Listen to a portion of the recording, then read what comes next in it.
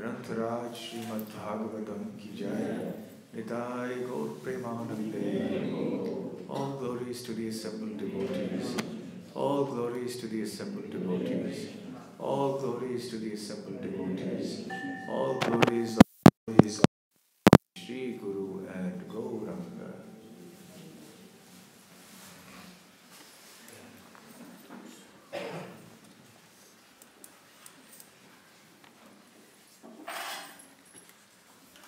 Om Namo Bhagavate Vasudevaya. Om Namo Bhagavate Vasudevaya. Om Namo Bhagavate Vasudevaya. Om Namo Bhagavate Vasudevaya. Om Namo Bhagavate Vasudevaya. Om Namo Bhagavate Vasudevaya. Narayanam Namaskritya. Narayanam Namaskritya. Chaiva narottamam. Naram Chaiva Narottamam. Devim Saraswatim Vyasam. Devim Saraswatim Vyasam. Tato Jayamudiraye. Tato Jayamudiraye. Nashtaprayeshva Bhadreshu. Nashtaprayeshva Bhadreshu. Nityam Bhagavata Sevaya. Nityam Bhagavata Sevaya. Bhagavatyuttama Shloke. Bhagavatyuttama Shloke. Bhaktir Bhavati Naishtiki. Bhaktir Bhavati Naishtiki. Reading from the Śrīmad Bhāgavatam, Canto 4, Chapter 17. Maharaj Prithu becomes angry at the earth. Text number 24. Tvam khalu oshadhi bijani prak srishtani swayambhuva na munchasi atmaruddhani ma avajñāya mandadhihi tvam khalvoshadhi bijani praksrishtani swayambhuva na munchasyatmaruddhani mam avajñāya mandadhihi tvam khalvoshadhi bijani praksrishtani swayambhuva na munchasyatmaruddhani mam avajñāya mandadhihi tvam khalvoshadhi bijani praksrishtani swayambhuva na Namunchasyatmaruddhane Mam avajñāya mandadhi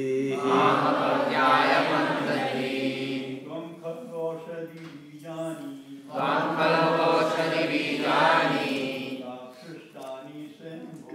Prakshishtani swayambhuva Namunchasi atmaruddhani Mamavajñāya mandadhi Tvam khalvoshadi bijani Prakshishtani swayambhuva Namunchasyatmaruddhani Mamavajñāya mandadihi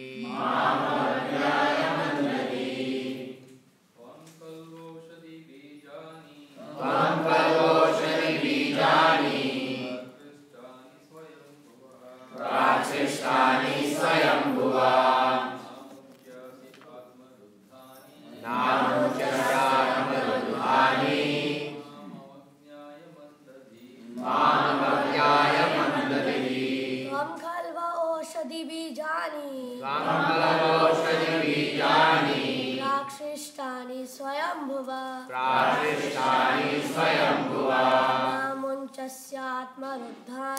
Namunchasyatmaruddhani Mamavajñāya mandadihi Mamavajñāya mandadhi Tvam khalvoshadi bijani Prakshishtani swayambhuva Namunchasyatmaruddhani Mamavajñāya mandadhi Tvam khalvoshadi bijani Prakshishtani swayambhuva Namunchasyatmaruddhani Mamavajñāya mandadhi Tvam khalvoshadi bijani Prakshishtani swayambhuva Namunchasyatmaruddhani Mamavajñāya mandadhi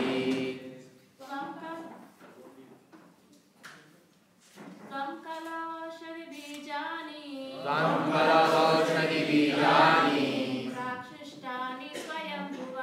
Prakshishtani swayambhuva Namunchasyatmaruddhani Mamavajñāya mandadhi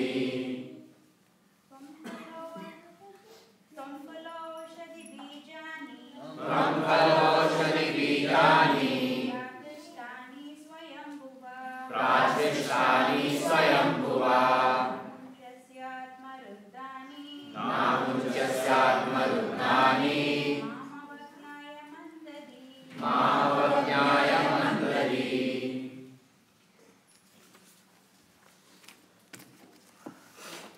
Tvam you Khalu certainly Oshadhi of herbs, plants and grains.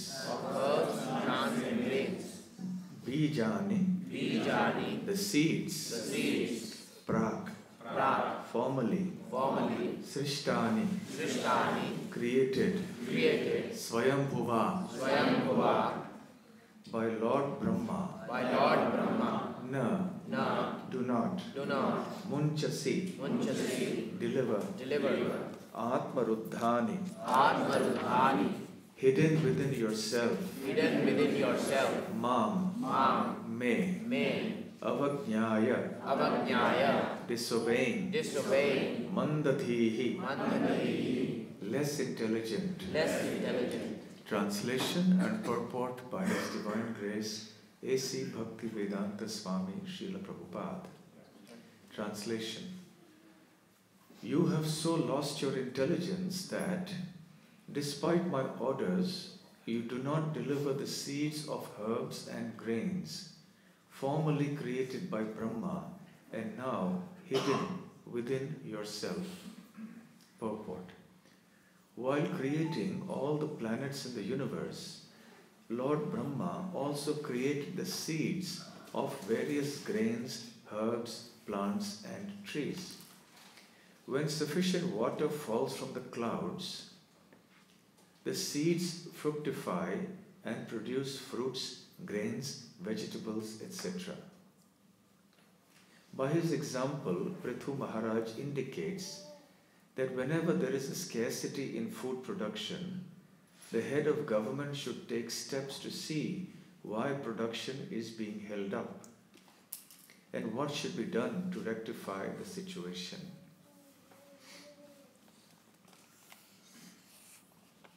Please repeat the translation. You have so lost your intelligence that despite my orders, you do not deliver the seeds of herbs and grains formerly created by Brahma and now hidden within yourself.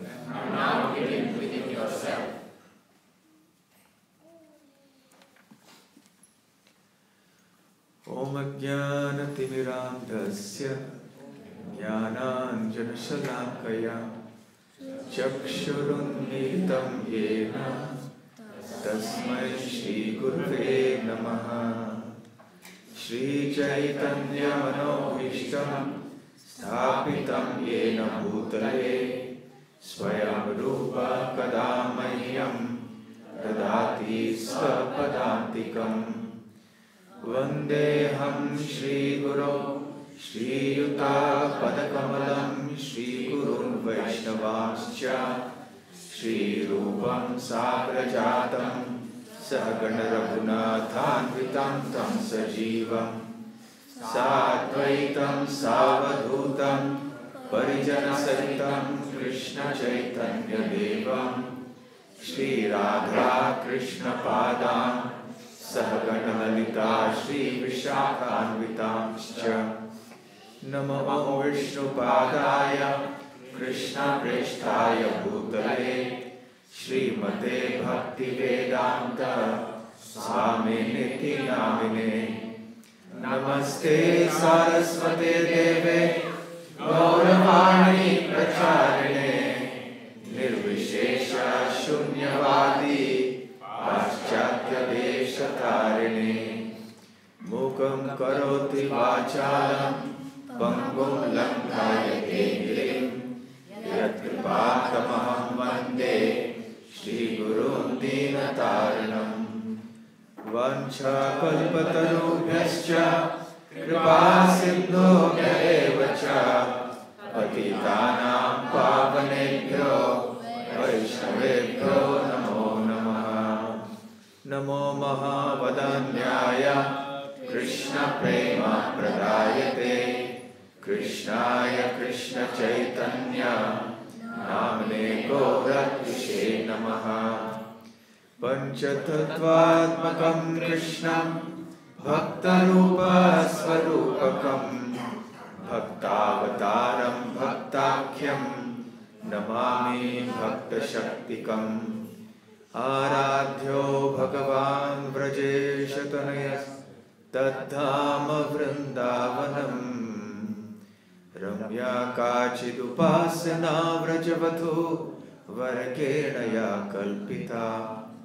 Śrīmad Bhāgavatam Pramanamamalam Prema Pumartho Mahan.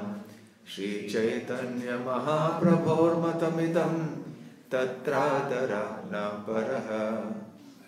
He Krishna Karuna Sindho Dinabandho Jagatpate Gopesha Gopika Kanta Radha Kanta Namostute.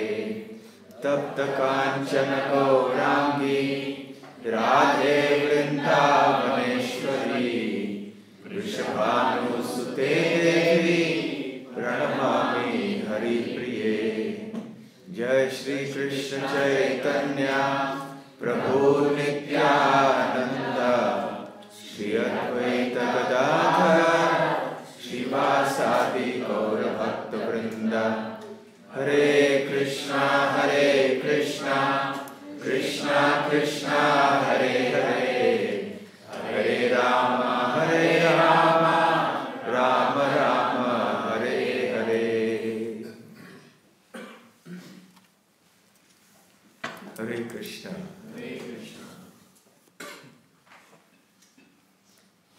Now King Prithu is reprimanding Mother Earth that even though she has received all the seeds of herbs and grains from Brahma previously, she has now kept them hidden within herself, and she is not releasing them for the benefit of the people at large. So Prithu Maharaj now wants to punish her for this lapse. And he uses quite harsh words to say that you have lost your intelligence, that despite my orders you do not deliver the seeds of herbs, etc. The earth has many synonyms. In English, how many synonyms are there for earth? Maybe globe or a few others. Terrestrial, something, okay, some words. But in Sanskrit there are many words, many synonyms. Can you name some of the synonyms for earth? Prithvi, Bhumi, Dhatri, Bhugol, okay, that is Bhu actually, Bhuloka, Bhumi, Prakriti is nature. Yes. Dharani. What is the meaning of Dharani? One who holds everything. Another name by which Prithu Maharaj has addressed her just 2 verses ago is Vasudha. He says, Vasudhe tvam vadhishyami. O Vasudha, I shall kill you. So when Vasudha is addressed, it's Vasudhe, as we were discussing yesterday for Hara and Hare. So Vasudha and Vasudhe. So Vasudha is a name of Mother Earth. A longer form of that is Vasundhara, also name of Mother Earth. What is the meaning of Vasudha or Vasundhara? Vasu and Dha, or Vasu and Dhara. Vasu means wealth, and Dha refers to one who holds, or Dharani also same thing. Dhara, Vasundhara, one who holds. So one who holds within herself all kinds of wealth. She is called Vasudha or Vasundhara. So these are 2 synonyms for earth. So yes, what kind of wealth does Mother Earth hold within herself? As Prithu Maharaj has indicated here, there are the seeds for all sorts of herbs, grains, other types of grasses and trees and plants. Everything is there. What else? Minerals of different sorts, oil. Of course, we don't consider that such a great wealth in Vedic culture. Water, jewels, pearls. By earth, we mean not just the earth, solid earth, but even the liquid, the oceans, everything that is the earth, the sum total of the earth. Oil in the seeds. All these, sorry? Oil in the seeds. Yes, but everything is there within these seeds, the jewels, the pearls, the minerals. You see, everything that is required for human prosperity, for human happiness, for the subsistence, for the maintenance and protection of all living entities, not just humans, is there within the earth. And this is wealth. We have a wrong conception of what wealth is. Srila Prabhupada explains in the purports of Śrīmad Bhāgavatam that true wealth are the natural gifts that we receive, the gifts of nature. Because ultimately all other wealth is dependent on that. So human prosperity flourishes by the gifts of nature, Srila Prabhupada says. Ime jana padhas vriddhas supakvoshadi virudha. Nadyudan manto, all the nadis, all the seas, all the oceans, everything. Tava vikshitaihi, they are flourishing because of your glance. My dear Krishna, Kunti Maharani plays. That because Krishna has glanced over Mother Earth, so she becomes endowed with everything. Her rivers are flowing with minerals that come down from the mountains, which are again full of minerals. There are all sorts of pearls and other things in the ocean. The land itself is filled with all sorts of luxuriantly growing grains and herbs and plants and trees. So this is wealth, actually. Also, cows, wealth. The cow dung, wealth. It is mentioned, there is a proverb in Sanskrit. Gavayo dhanavan, dhanya dhanavan. One who has cows is wealthy, one who has grains is wealthy. There is no mention that one who has a credit card or debit card is wealthy, or one who has a big bank balance is wealthy.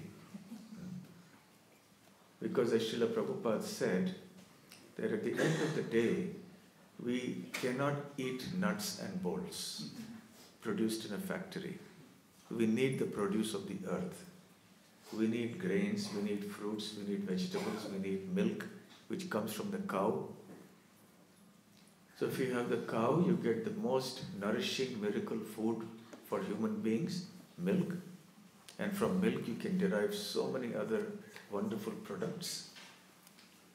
And from the land you can get many other grains and fruits and vegetables and etc., etc. So everything required for human prosperity and happiness and subsistence is there within Mother Earth.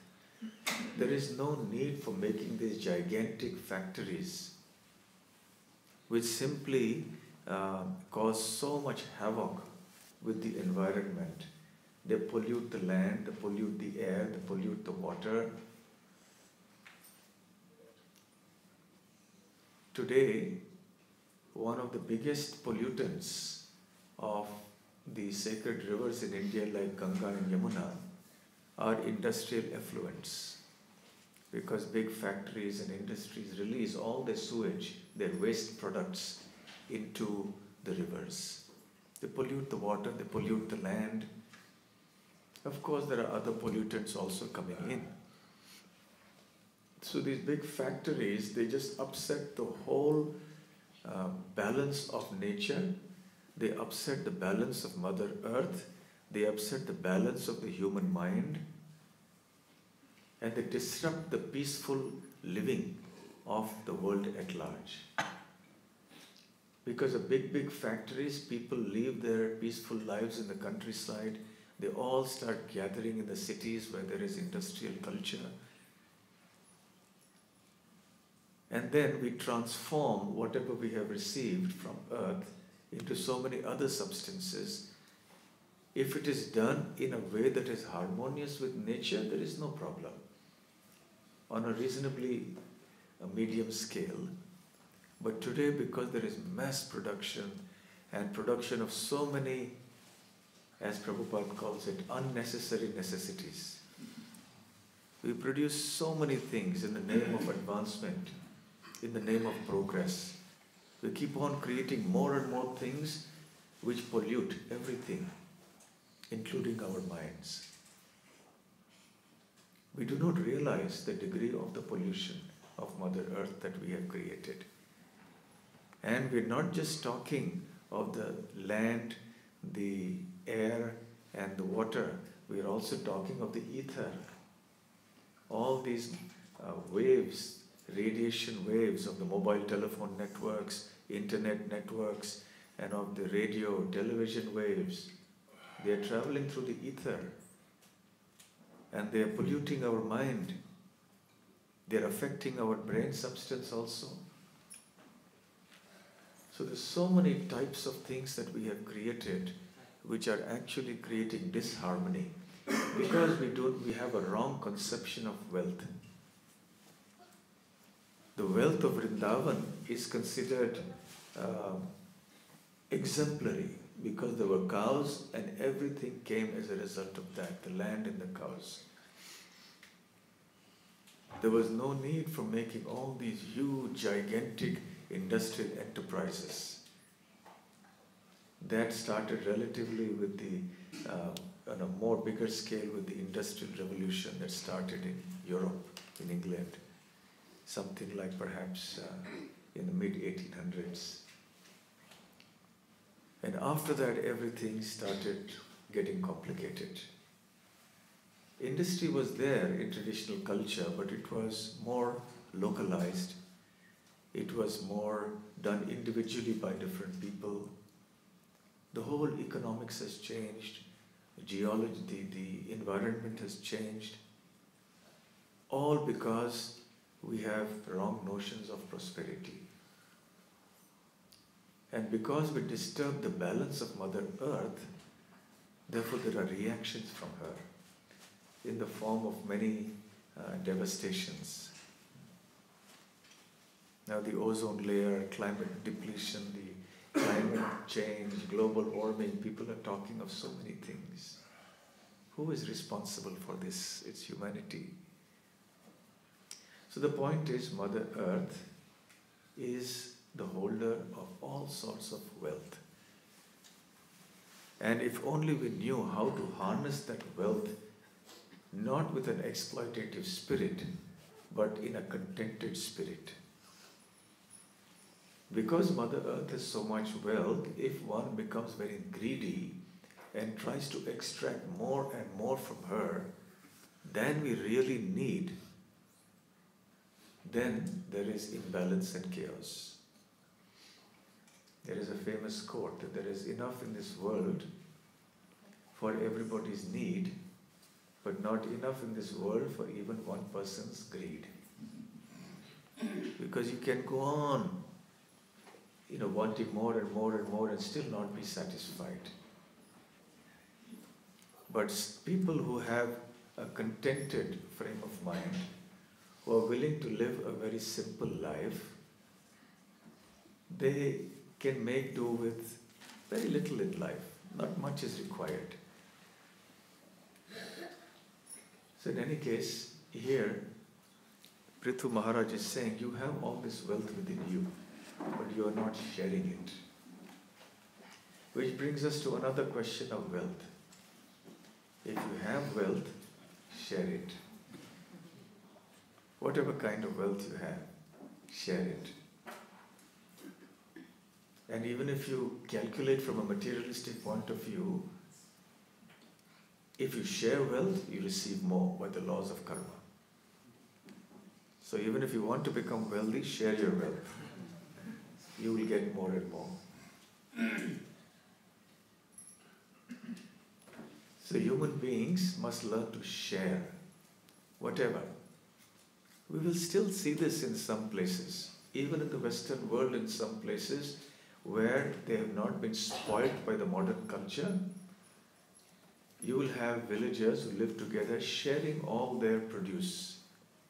They will grow some things, they'll go to the other house and give them, see, this is extra, we have grown some cabbage, this is extra, please take it for your house. They will share it with the people living in the other houses. And it is like one family that lives together happily. They're contented with what they have for the present. And they store a little grains, etc. for the rest of the year. They're happy. But today's culture has changed so much because we don't want to share. So Mother Earth is not wanting to share the wealth that she has, and therefore that is a punishable act. So we also don't share what we have. We will be punishable at the hands of the Lord. Some interesting points emerging from this verse. Another thing that's mentioned here is that the seeds of herbs and grains were formerly created by Brahma and placed within Mother Earth. So Brahma is, of course, the secondary creator of the whole universe. The primary creator is the Supreme Lord. There are 10 subjects that are discussed in the Śrīmad Bhāgavatam. Atra sarga visargascha sthanam poshanam utayaha manmantareshanu katha nirodho muktirashrayaha. So the first one is called Sarga, which means the creation by Mahavishnu. The second is called Visarga, the secondary creation that is done by Brahma. And after that there are other issues, other topics that are discussed. So the first two relate to creation. Sthanam refers to the maintenance. Poshanam refers to the support of all the living entities, the nourishment of all the living entities. Sthanam is the planetary systems. Utayha refers to the creative impetus that is required for various aspects of the universe. Nirodha means the cessation of material existence. Mukti means liberation. And Ashrayaha means the Samam Bonum, the Supreme Personality of Godhead Krishna. So these are the topics discussed in Bhagavatam, and the first two relate to the actual creation. In the Śrīmad Bhāgavatam, it is also mentioned that there are 10 stages of creation. It is only in the 6th creation, stage of the creation, that Brahma appears. Because that is when the universes are formed, and then Brahma appears. Brahma is born. Then Brahma's creation begins, 7, 8, 9, 10. The first 6 are all creations by the Supreme Lord, either as Mahavishnu or as Garbhodakashai Vishnu. So it starts with the creation of the Mahat Tattva. From the inert Prakriti, the Mahavishnu casts his glance. And because of that, the time factor is also created or introduced at that time, right in the beginning. Then gradually the Mahat Tattva starts evolving. The 3 modes of material nature start appearing. Formerly they were not in a differentiated state. You could not distinguish passion, goodness, ignorance, but now they start differentiating, they start appearing in a way that is identifiable, that this is goodness, this is passion, this is ignorance. Then gradually they start interacting, false ego is created. Then false ego with the 3 modes starts creating the mind, the working senses, the knowledge acquiring senses, the sense objects. All these start getting created. Then the 5 elements, Mahabhuta, earth, water, fire, ether. So all these things start getting created. Then the universe appears.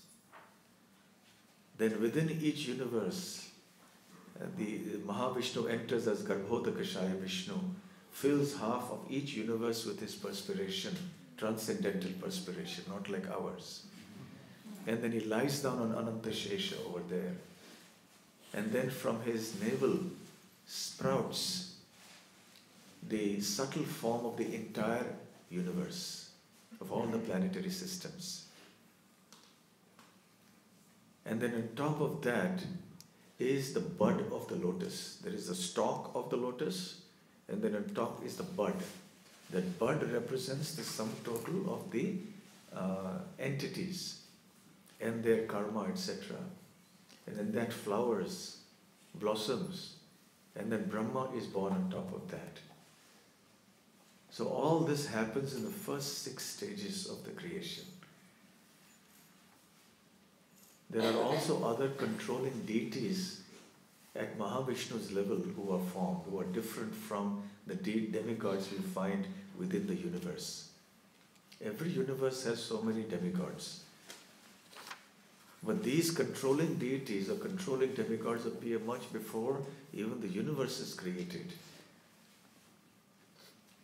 Then it is from the 7th stage that Brahma starts his creation. And in the 7th stage, then Brahma creates the plants, the creepers, the herbs, the trees, etc. All the non-moving entities are created by Brahma. Maybe we can just keep it like that. Yeah. So Brahma creates the non-moving entities at that time.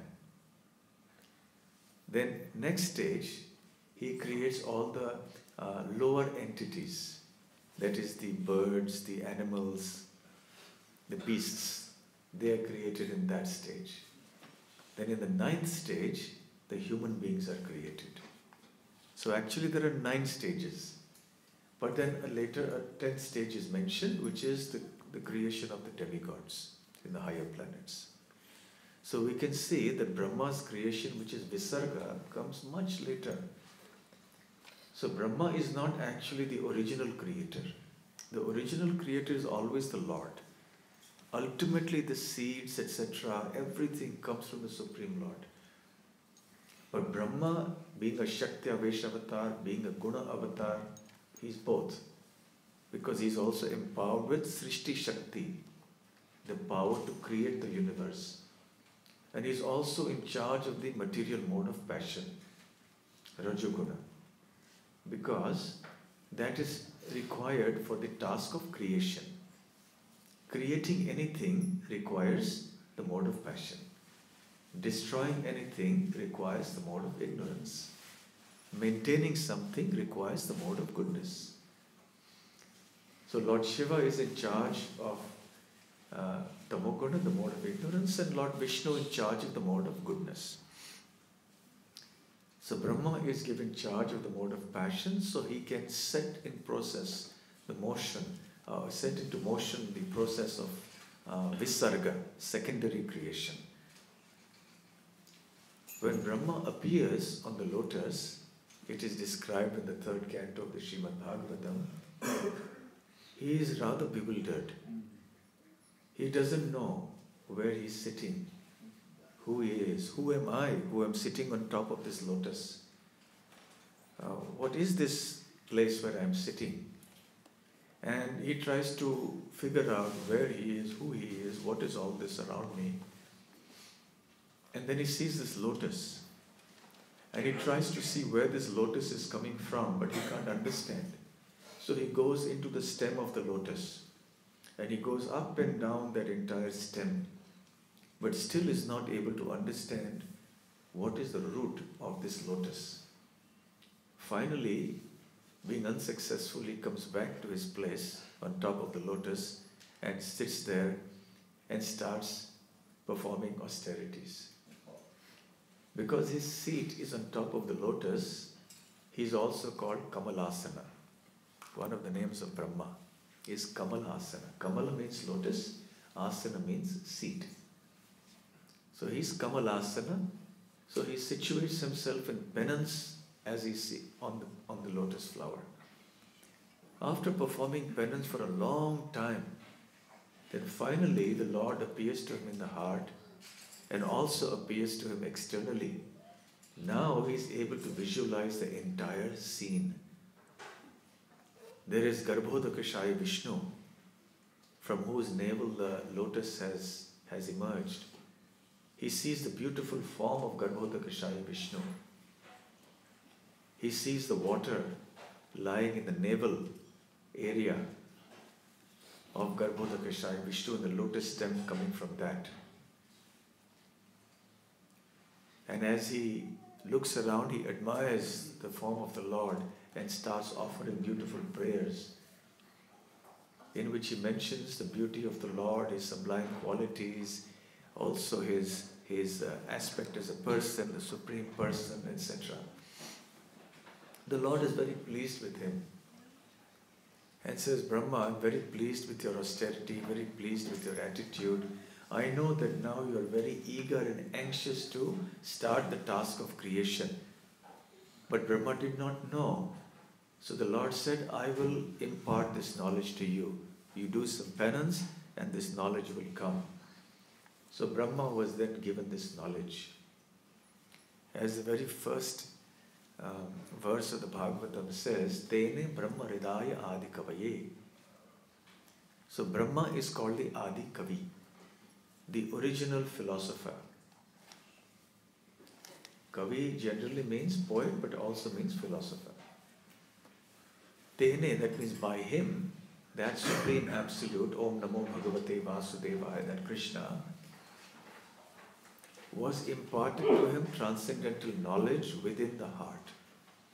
So Brahma is now equipped with the knowledge that is required for creating the universe. So he has the knowledge given to him by the Lord. He didn't know that before. He has all the paraphernalia that are required for the creation. Things have been provided to him. And then he sets about the task of creating the different species of life and making arrangements on the planets for them, etc. In a sense, Brahma is like a gardener who has everything given to him. There is a land, there is oxygen in the air, there is heat, there is light, the sunlight. He has some seeds, he has water. None of these are actually produced by the gardener himself. All are gifts of nature. And they are taken by Brahma, by the gardener, I beg your pardon, and then he uses them properly to grow the plants. And in course of time, a beautiful garden emerges. So similarly, Brahma has certain things that are given to him in a certain form by the Supreme Lord, in very subtle form. What Brahma has are subtle forms of everything. Then Brahma takes these subtle forms, he arranges them, combines them in different ways, and then he manufactures, so to speak, all the different things required within the universe. That is how the whole creation comes about. Bhasvan yathashma sakaleshu nijeshu tejaha sviyam kiyat prakatayatyapi tattvadatra brahmaya esha jagadanda vidhana karta govindamadi purusham tamaham bhajami. As he himself has prayed that just as the jewels, certain types of jewels, they shine in the light of the sun. They don't have any light of their own, any illumination of their own. Similarly, all the Brahmas in the universes, they function on the basis of power that is given to them by the Supreme Lord, Govinda. So it is always secondary power. He is a secondary creator. There is a pastime in the Chaitanya Charitamrita about how Brahma once comes to visit Lord Krishna in Dwarka. And Krishna understands that perhaps Lord Brahma needs to be given some more information. He thinks he is the only creator. So he tells the gatekeeper who comes with the message that Brahma has come. First he said there is a guest, and he says his name is Brahma. So Krishna tells the gatekeeper, please go and ask him which Brahma. So the gatekeeper goes and asks Brahma. He says the Lord is asking which Brahma has come. So Brahma is puzzled. So what do you mean, which Brahma has come? Just like, for example, if we are told the Prime Minister is coming, or you call him Premier here? Premier. The Premier is coming. Now you won't say which Premier. There's only one Premier in Australia, isn't it? They may change, that's another thing, frequently, but there is only one at any given time. Yes. So similarly, Brahma thinks, how many Brahmas? Which Brahma? What does it mean? So he replied, well, tell them the four-headed Brahma has come. Because our Brahma has four heads.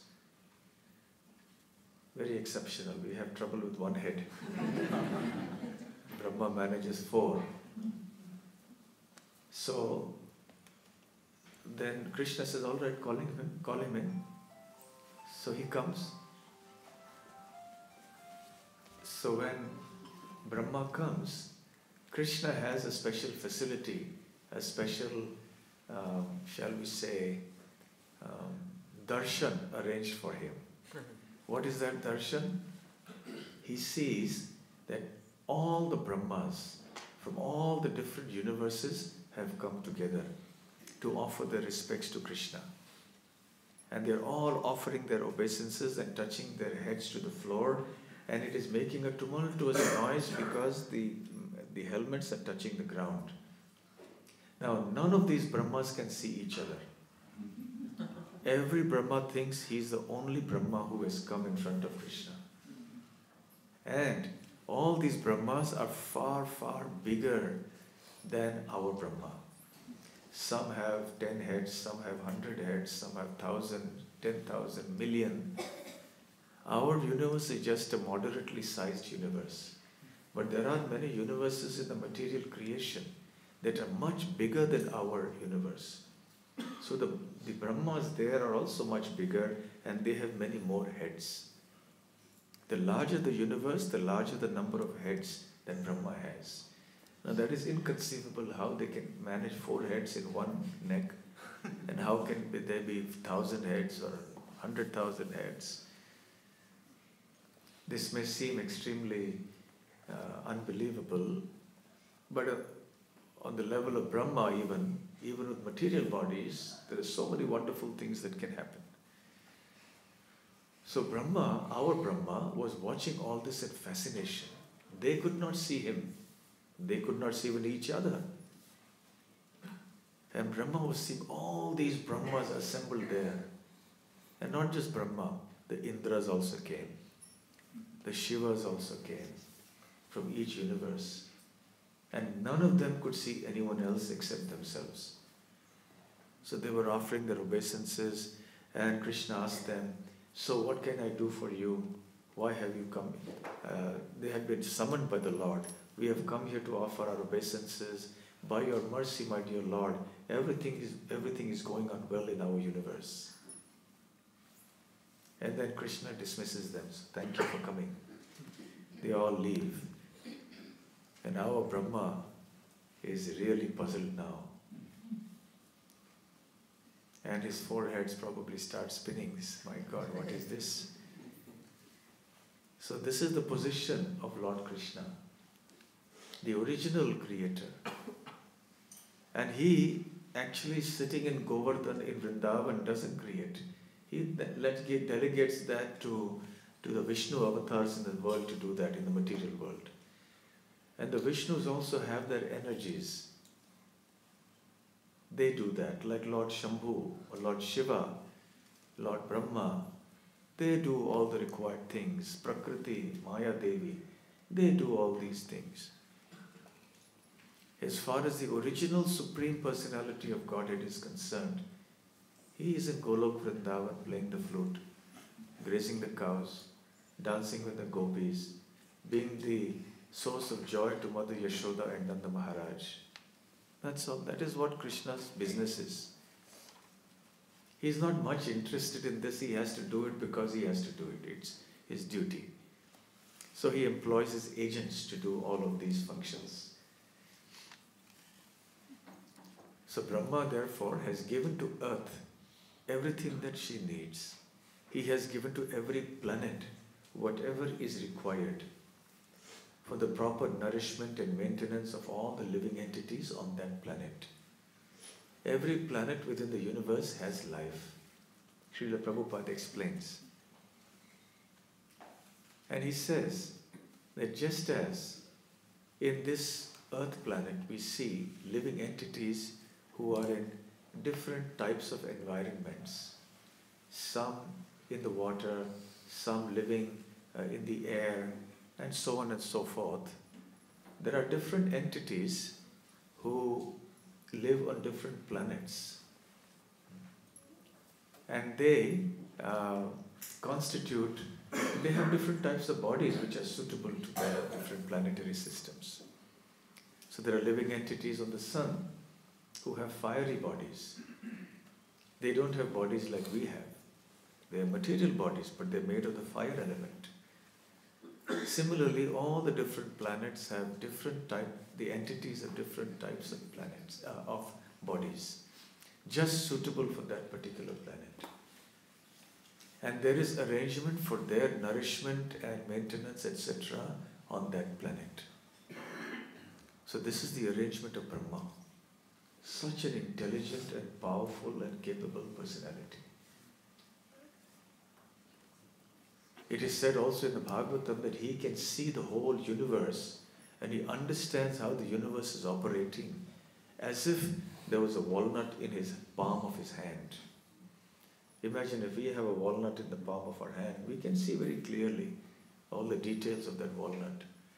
So similarly, Brahma can see what's happening in the entire creation. His vision is so perfect, from sitting in Brahma Loka, he can see everything that's going on there. A very rudimentary, very crude example would be like the owner of a factory, or a senior manager of the factory. The owner is, of course, sitting somewhere. But if the owner wants also, he can. He has all these CCTV screens in his cabin. And he sees everything that's going on in every department of the factory. On the assembly, on the shop floor, in the accounts department, and everywhere else, at the security, in the gate. So he watches everything, he knows what's going on. The difference is that Brahma doesn't need all these CCTVs. Just by the eyes that are given to him by Krishna, he can see what's happening everywhere in the universe. So how intelligent he is, and still how insignificant he considers himself to be in front of the Supreme Lord. So this is a sobering thought for us, and still there are ignorant human beings on earth who claim that they are God. Even Brahma is bewildered by the tiniest display of Krishna's potency and yogic powers. What then to speak of ordinary folk like us? So now, as the Shakti Avesh avatar in charge of ruling the earth, who has Praja Palana Shakti, the potency to protect and nourish and maintain the citizens, Prithu Maharaj is now reprimanding Mother Earth and is about to punish her. That Brahma has given you all these seeds, but you are not sharing this wealth with the citizens of the population of this world. So we'll stop here. Are there any questions? Yes, before we go further, just one thing I would like to mention about, not connected to this class in particular, but about the culture of how we should be in the class. And this is one issue that is there that we find in all ISKCON temples everywhere. There is a great need to value the Bhagavatam class as something that we should take seriously. So yes, devotees take the trouble to come all the way to the temple, which is really nice. But there is a certain etiquette out of respect for the Śrīmad Bhāgavatam also. That is that we must come in time and we must not leave in between. We have a choice to come or to not come. Nowadays, fortunately, the electronic internet facilities available we can see online. Of course, it is always better to come physically and hear. That is much better than hearing on the internet. That is the authentic way of hearing. Sit physically in the association of devotees and hear. Even though the internet hearing is also very effective, but a part of the vibrations and the whole atmosphere is lost. Here we are sitting in front of the deities, sitting in the association of devotees, and here we don't have freedom. All the devotees take that freedom.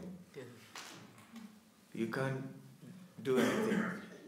If you're sitting at home on the internet, you can be multitasking, you can do any other thing, you can be texting, you can be sleeping, lying down, you can be relaxing, spreading your legs out, you can be doing anything.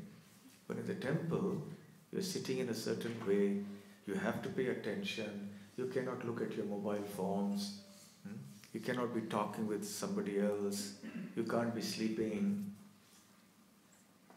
So the overall vibrations, etc., they are much better, much more conducive. So coming to the physical association of devotees is wonderful. It is better than hearing at home. Hearing at home should be when you can't come for some reason. And that is of course there because everyone has their limitations. They have so many responsibilities, which is understandable. So we encourage everyone to come for the class. But when you come for the class, please try to see that you come in time. Now that you have decided to come, you make sure you come in time. Because if it doesn't, then people keep coming one after the other, it disturbs the whole class. Everyone's attention is diverted, the speaker's attention is also diverted, the speaker's thought flow is disturbed. Then everyone, as they come in, they take time to settle down, select a place where they will sit. And then in the meanwhile, the reverse traffic also starts. People start leaving. So this in and out, free flow, this is the class going on for Śrīmad Bhāgavatam. It's not just some ordinary thing where we just walk in and walk out as we please. That is not the way it should be done. Yes? So we must have that discipline. I was sharing with a few devotees the other day that one of our sannyasis was mentioning that the only time nobody ever walked out of his class when they were on a cruise.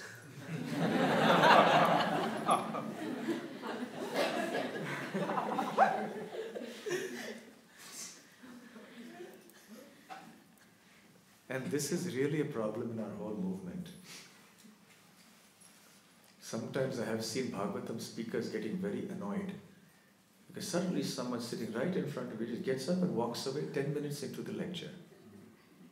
So if he had something to do, he should have known earlier. So he should not have come for the class, or he should have at least been at the very back so he could have just slipped out. But it's a disturbance. It shows, it reflects that there is some lack of understanding or lack of, respect for the Bhagavatam. That you can simply just get up and walk out anytime you like, just coming, going. This is not the system. So I'm not discouraging devotees from coming. I'm encouraging. But encouraging that we should have this discipline. Coming and sitting and hearing. Somehow because devotees see other people doing it, they also think it's all right to do it. And then everybody starts doing it, it becomes the established norm, the culture. So it is quite acceptable now to just come in and go out anytime we like. Yes? Only if there's something urgent, of course. If there's a fire, something happens, then you can't say, well, Bhagavatam class we have to sit. So we have to use our common sense. There may be some urgent things that happen, all right, then. But not just whimsically. Plan ahead of time. And your children also, keep them at one place. If you think they're going to create a disturbance, then be elsewhere.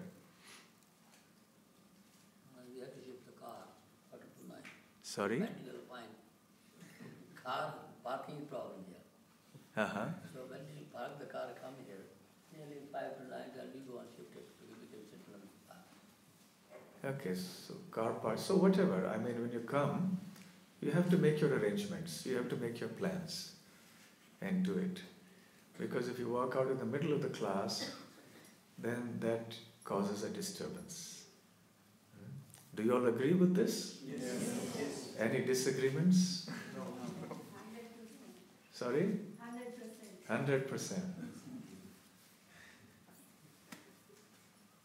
So we have to respect the Bhagavatam and we have to respect this Vyasasana. The Vyasasana remains, the speakers will come and go. There will be different speakers sitting on this Vyasasana on different days. So it is a Vyasasana, it's a seat of Vyas, it's the message of the Bhagavatam, the book itself.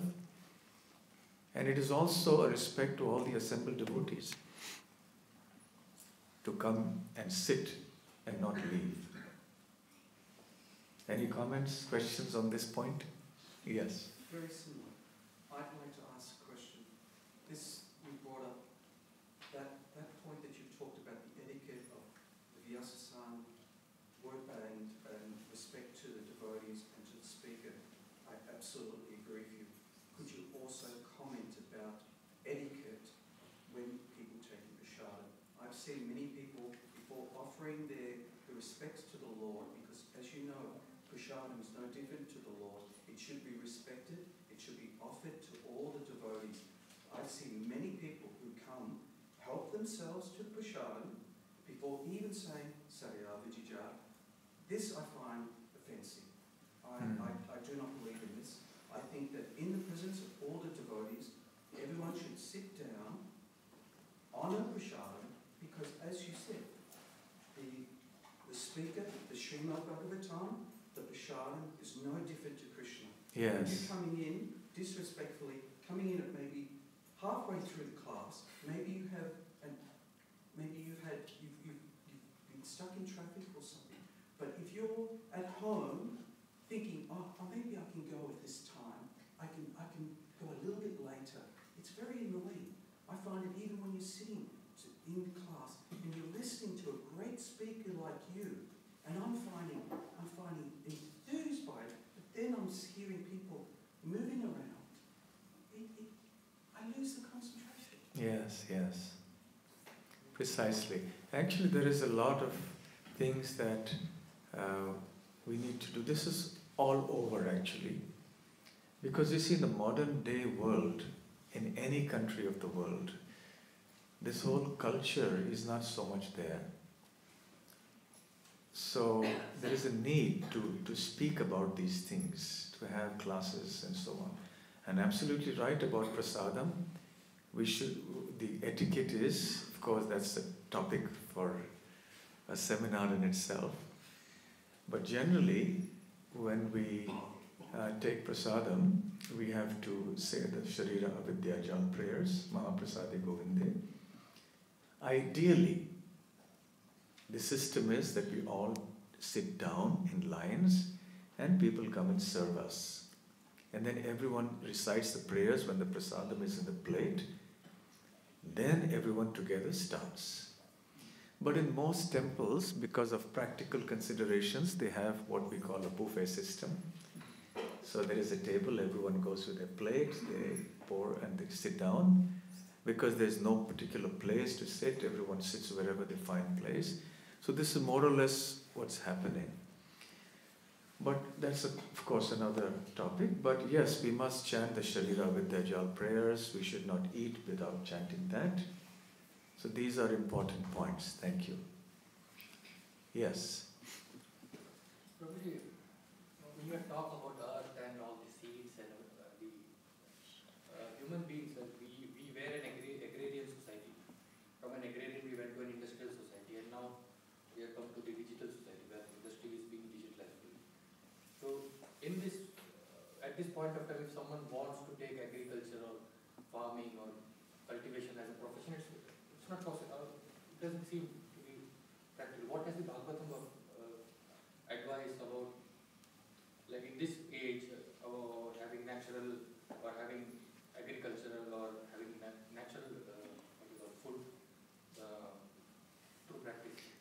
Thank you for your question. The question is that we have moved on from an agrarian society to an industrial society and now a digital society. If someone wants to go back to an agrarian lifestyle, it's extremely difficult. Yes, it is, but it is not impossible.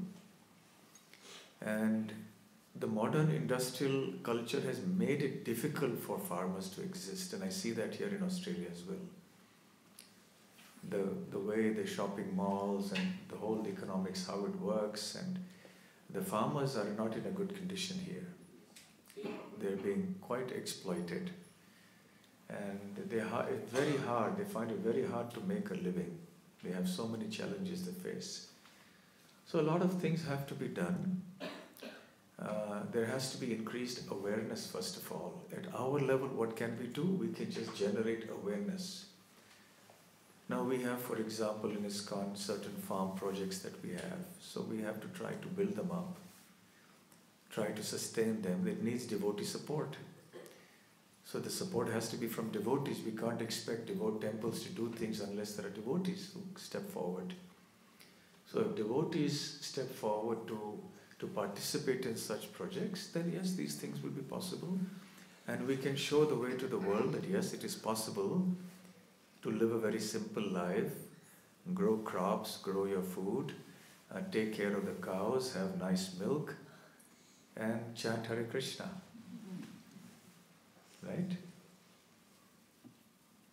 And by the way, the things I said about the class etiquette coming and going in, etc., please share that with as many people, devotees that you know. Because many have already left, so they have not heard. And many are not present today, so they have also not heard unless they're hearing on the internet. So please share it. Let this become a culture, the established culture. It's not only the case in Melbourne, it's everywhere. Okay, yes. So this class etiquette of coming, going, the solution, proposed solution is that we lock the doors of the class and we put the internet on the Prashadam hall so people can come and go there all the time. So that's possibility, one possible solution that management can implement, that lock the doors when the class starts and Om Namo Bhagavate Vasudevaya starts. Lock the doors and put the internet. Yes, it is possible, but it may be too harsh a step for right away to suddenly start something like that. You see, more than such things, the voluntarily induced discipline is always better. You see, if people understand, devotees understand their own responsibility, they don't mean bad. You see, nobody means, it's just that that's the way it's going on, so everyone is just doing it like that. So if devotees just understand that there is a certain responsibility there, a certain discipline that is important, then they will do it, they will follow, they will remember it. It's better than to take a very harsh step of closing the door, because sometimes there are new people who come, who are not regular devotees, they don't know. You see, so they need to come and take darshan, so we have to leave that little leeway for them. But at least the regular devotees, they should know. Yes. In some temples, the Bhagavatam class, there's a lot of people coming for darshan. Here you don't have that many people coming for darshan. But look at Vrindavan. You have a Bhagavatam class at Vrindavan temple, especially when it's in the temple hall rather than the courtyard. People are at 8:30, they all start streaming in. It is such a disturbance. But there's no other option. You have to let them in. So every temple there is some or the other issue like that. But the thing is, the devotees must become more responsible and aware of this. So as and when people become devotees, right from the early stages of the devotional life, this culture must be inculcated in them. But what happens is that those who have been around earlier, they are doing these things. So the devotees who come later, they think it's all right. That is the issue. Yes? Yes. So how you said that when Brahma was born, he was doing penance. So who was he originally doing penance to? Brahma originally meditating on? He was meditating on the Lord. He said, there is some Supreme Lord. And he was sitting there praying, oh Lord, please have mercy on me. And then the Lord showed himself to Brahma. And then he could have darshan of Garbhodaka Shai Vishnu. Yes. Hare Krishna Maharaj. My query is about Visarga, the secondary creation. So we read that after Lord Brahma appears, then in due course of time after him and actually from him Lord Shiva appears. But then also we hear that after all the Vishnu Tattva, the Lord Shiv is the most substantial and extremely powerful and actually also timeless. Like I've heard that Sadashiv is not material, he never dies. So this is a reason for my confusion, the position of Shiv Tattva. Okay, so your question is about the position of Lord Shiva. It is said that he is very powerful as Sadashiva, his body is indestructible, but still he appears as a son of Brahma. It appears as if he is subordinate to Brahma. So it seems like a kind of a contradiction. How does one reconcile this? Actually, in terms of tattva, what in English you would call ontological status, to use some big words. In terms of the position of status, actually Shiva is superior. Generally, Brahma is a jiva, a spirit soul like us. But he has performed extraordinary piety. He is extremely qualified by virtue of such piety over many, many lifetimes. And then he may be given the post of Brahma. Sometimes, in rare cases, the Lord himself may become Brahma. But generally, it is some spirit soul, an individual jiva who becomes Brahma. But Lord Shiva is not a jiva. He is not jiva tattva. But he is neither Vishnu tattva. He is in a category by himself called Shakti tattva. Oh, I beg your pardon, Shiva tattva. He is in category of Shiva tattva. Durga is also not a jiva. She is also not exactly in the category of Srimati Radharani or even Lakshmi Devi. But she is also Shakti tattva. Okay? So ontologically, Shiva is superior to Brahma. But when it comes to his appearing within the world, he may appear through the medium of Brahma. He comes as a son of Brahma. Okay? Like that. Just like, for example, Varahadev, when he appeared through the nostrils of Brahma. But it doesn't mean Varaha is subordinate to Brahma. It's just that they use this particular way of appearing within the world. So also with Lord Shiva. All right? Yes, you had a question? A comment? Yes. Yes, indeed. During the time when Lord Brahma was meditating, before his meditation, he actually heard the waves hitting the stem of the lotus. Yes. And that sound was tapas, tapas, tapas. So basically, my question is, before one becomes realized, he has to have that form of, that mood of tapas, austerity, meditation, and then one can come to Krishna consciousness. That analogy of Lord Brahma, is that also what all living entities have to go through, that mood of tapas? Okay, thank you. The question is that when Brahma was seated on the lotus, then he heard these two sounds, the two syllables that's mentioned in Bhagavatam, ta and pa. Ta, pa, ta, pa, which means austerity, perform austerity. So then Brahma started performing austerity and then he became Krishna conscious. So, as devotees, do we also need to have that spirit of austerity before we are eligible to become devotees? Yes, that's the question. Yes, certainly a spirit of austerity is required. At the same time, devotion to Krishna, bhakti, is transcendental. So, something transcendental cannot come from something material. Austerity can also be material. There are many people performing austerity for material purposes, like in worshipping the demigods, Ravana, Hiranyakashipu. They all did tremendous austerities, but for worshipping the demigods and for material purposes. So austerity in and of itself is not sufficient. But bhakti can only come from bhakti, only from devotion. So through some devotee of the Lord, somewhere, sometime, somebody receives the seed of devotional service, knowingly or unknowingly.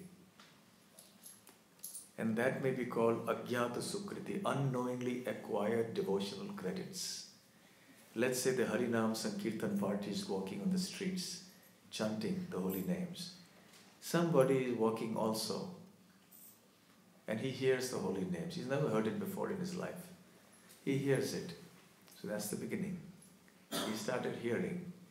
Then perhaps he meets another devotee who's distributing books. Someone in his office is a devotee, gives him some prasadam, and then maybe invites him to a program. So gradually, he accumulates more and more and more of this devotional piety. It happens over many lifetimes.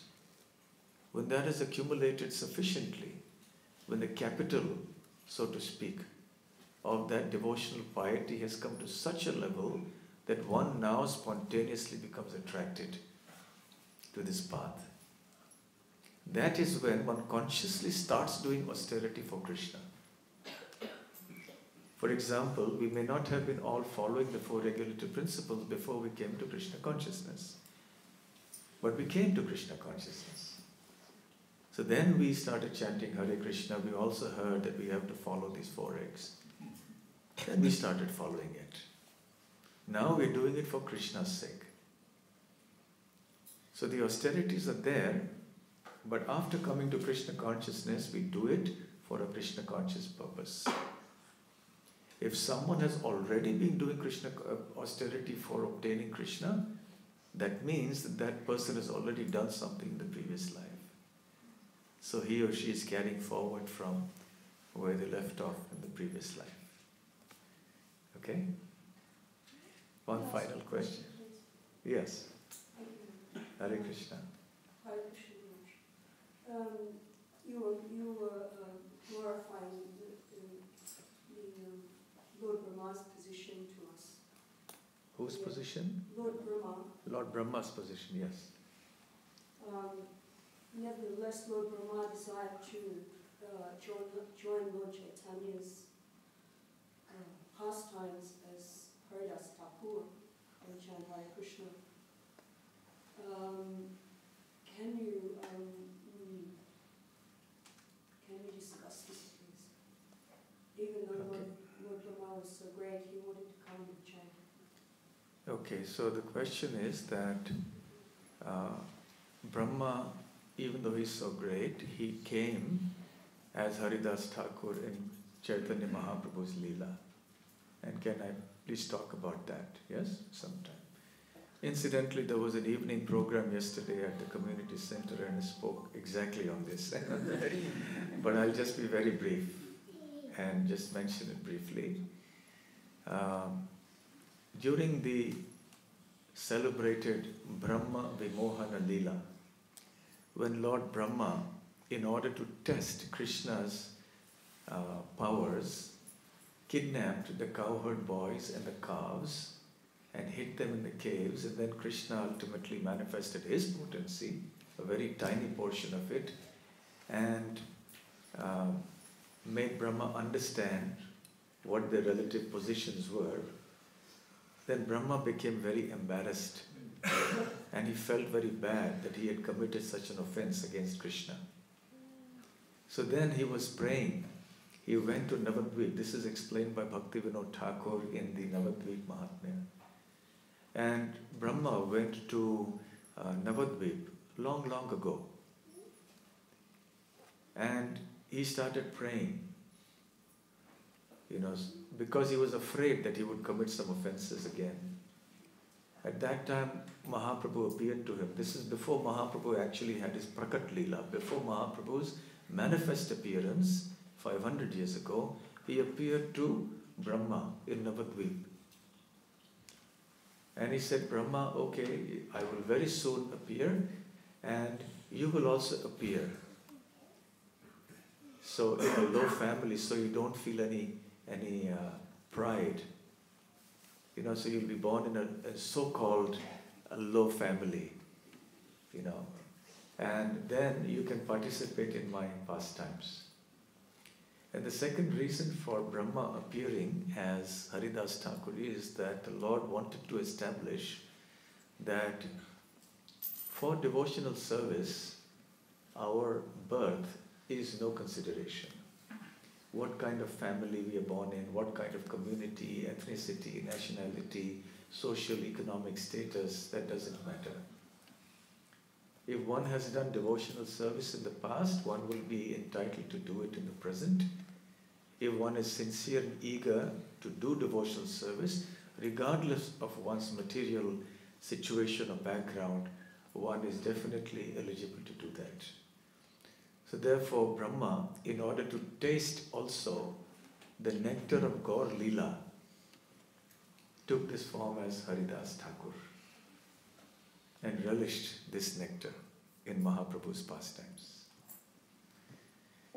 Okay, so I think we'll stop here. It's past 9 o'clock. Thank you very much.